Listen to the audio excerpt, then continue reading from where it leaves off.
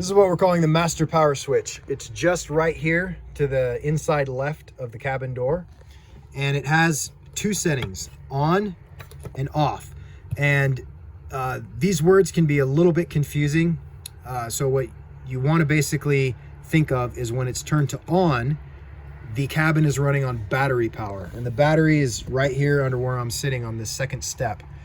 And with battery power, you can control all the lights in the vehicle, and you can also run the inverter, which is up behind the TV. I'll show you where that is here real quick. Right here. So once you're driving on the road, and it's very important that you only do this while the engine is on, you can flip that switch. Now the inverter is running, and you can power the DVD player and the TV while you're driving. You always want to make sure to turn that inverter off again whenever you're not using it. And typically, about the only things you can run on battery power are the lights, the awning, which is right here. You push down for the awning to come out, up for it to come in. This is an outside light. It's kind of an orange light that lights up your front porch there. And those types of things can all run off battery power. You can't run like the microwave, the air conditioner, and none of the outlets will work. So any of the outlets like you have up there above the window or beside the bed, none of the outlets will work on battery power.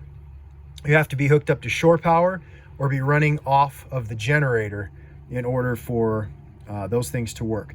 But if you just need to use lights or the inverter while you're driving, or even the water pump, which is right there, you can run those things off of battery power. Now, when you're hooked on to shore power, you want to switch this to off. Shore power is when you are plugged in at an RV campground or even up to a house with one of the adapters. You want this set to off. You also want it set to off if you have the generator running. The generator will not run while this is set to on. So you need to make sure before you start the generator that this is set to off. So off is for shore power and generator power. On is for battery power and also for certain things to run while you're driving. Once you're driving, the alternator actually charges this battery on board. So you can use a few things in the cabin while this is set to on while you're driving. If the engine is off and this is set to on, you will be draining the battery slowly. So you want to be very careful of that because you don't want a completely dead battery down there. So don't leave lights on or the inverter on for long periods of time while the engine is off. But if you need to briefly use some things in the vehicle, then you can turn this to on, use those items. If the engine is running, this can be on all the time.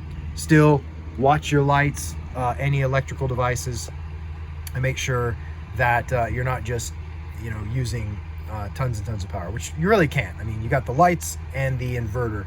Those are the main two things that are going to use battery power while you're driving. So anyway, hope that helps. Oh, and when you're leaving the vehicle for any reason, if you're on the road, if you're parked at a campground, it can just be left off all the time. But if you're pulling over or leaving the vehicle while you're on the road, always turn that to off. That way you can be 100% sure nothing is draining the battery. So anytime you turn the engine off, this is off.